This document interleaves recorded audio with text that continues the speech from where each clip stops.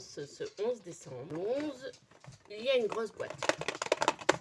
Quelque chose d'un peu lourd, pas trop grand. On va voir. Ah, qu'est-ce que c'est? Qu'est-ce que c'est? Surprise.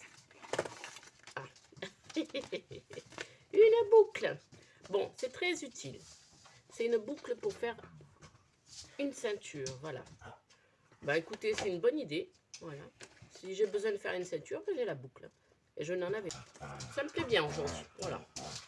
Des accessoires que je n'ai pas. Donc là, il est 14h30, je crois, et je travaille tout à l'heure. Donc, je ne vais pas avoir beaucoup de temps pour coudre. Alors, je suis toujours sur mes paniers, hein, parce que je traîne, en fait. Je ne peux pas coudre toute la journée. En ce moment, c'est compliqué. Alors, d'entrée, voilà. Je refais une canette, je commence à coudre, et voilà ce que ça fait sur l'envers. Donc, je dois tout découdre et revoir ma machine pour bien enfiler soit la canette, voir ce qui ne va pas, quoi. Voilà, et je vous retrouve un peu plus tard pour la suite de cette vidéo. Alors moi, pour découdre, j'aime bien utiliser ça. Je ne prends pas le découpe-vite parce qu'avec le découpe-vite, j'ai déjà fait des bêtises sur des tissus, fait des petits trous. Avec ça, je trouve quand même que je m'en sors pas trop mal. On est le 12 décembre, alors donc la tradition, j'ouvre mon calendrier de l'Avent du 12 et après, on parle un peu d'autre chose. Alors, pour le 12, qu'est-ce qu'on a ? Alors, le 12, il est où là? Mes yeux ne tombent pas dessus. Ah, c'est une petite boîte qui ne fait pas de bruit. Alors, qu'est-ce qu'il y a écrit? Il y a un texte un peu long. On va voir ce que c'est. Comment fixer votre patch? Alors, c'est un patch. Alors, un patch de Noël, je suppose. Oh, un petit... Oh, mais c'est mignon. Oui, joli. Après, il est rouge, hein. Faut aimer le rouge. Alors, c'est un petit cœur rouge comme ça, à fixer sur un vêtement ou sur un accessoire. C'est pas mal. Ouais. Bon. Petit accessoire. Ouais. Bon. Allez, on ferme le calendrier pour la journée. Là, on y reviendra demain. Et je vais vous parler d'autre chose. Il s'agit de ceci. Acheté donc il n'y a pas longtemps, il y a une dizaine de jours que je ne vous ai pas présenté. Donc, c'est un magazine le 5 2024. Donc, le 5e magazine sorti en 2024. Alors, tendance à redécouvrir. Et dedans, il y a, il y a un tuto vidéo, bien sûr. Alors, j'ai acheté ce magazine parce que quand je passe devant la presse, hein, je regarde toujours. Et j'achète quand il y a au moins un ou deux modèles qui me plaisent dans le magazine. Compte tenu du prix qui est à 7,90 €, c'est amorti. Alors, je vous montre les dessins techniques sur la page de présentation de tous les modèles. Alors, il faut que vous voyez un petit peu quand même. Voilà. Moi, quand on me montre comme ça, je vois rien. Hein, mais après, voilà. Donc, une vue d'ensemble. Alors, qu'est-ce qu'on a? Alors là, dans un premier temps, un pull à manches cloche. D'accord. Alors, je vous le montre. C'est ce pull. Donc, avec une encolure assez haute. Et la particularité se trouve au niveau des manches. Et il y a un élastique également à la taille. Voilà. Donc, il faut savoir que dans Burda Easy, quand ils ont un modèle, ils le déclinent de trois manières. C'est pas mal, hein? Parce que l'encolure est sympa aussi. Vous voyez? Ça fait comme un col. Ben voilà. Donc là, vous avez les 3 déclinaisons possibles de ce sweat. Non, j'aime bien. Alors moi, ce que j'aime bien, c'est la version A. 1A. Voilà, dans la maille, là, il est pas mal.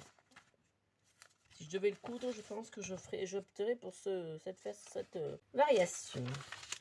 Donc, vous avez la couture détaillée avec des schémas, voilà. Donc ça, c'est le premier modèle. Ensuite, on passe à des vestes. Alors, des vestes. On vous présente celle-là d'abord. Donc, ils appellent ça veste, mais c'est plus un petit blouson. Donc, il se retrouve, on voit qu'il y a du bord-côte au bas du vêtement, aux manches. Et là, c'est fermé par des boutons. Voilà. Là, il y a un mix de tissus. C'est pas mal. Après, donc la même veste en plusieurs déclinaisons, bien sûr. Donc la veste qui est sympa en gris, là, avec les manches 3/4, dans cette matière un peu tweed, elle est sympa. Et à côté, ben, une veste qui se décline plus en manteau qu'en veste. Mais le modèle est assez simple. Donc en fait, il y a les... Donc dans les... Donc voilà les 3 versions. Et je dirais que celle que je préfère, c'est la petite veste un peu style Chanel. En fait, on va dire un peu. Donc ensuite, il y a ce modèle que j'aime beaucoup. C'est un pantalon cargo, style cargo, avec une taille élastiquée, des poches sur les jambes, sur les côtés, et un bas élastiqué également. Les pieds sont... Le bas du pantalon est élastiqué. Voilà. Les planches de patron qui se trouvent au milieu, qui sont simplifiées. Alors, là, c'est la version cargo dans de la maille avec un empiècement sur le côté. Une version en maille, une version gabardine, donc le cargo avec les poches, et une version sans poche en coton. Voilà, pour un petit pantalon d'été. Ensuite, se trouve un top déclinable en robe et en top à manches longues.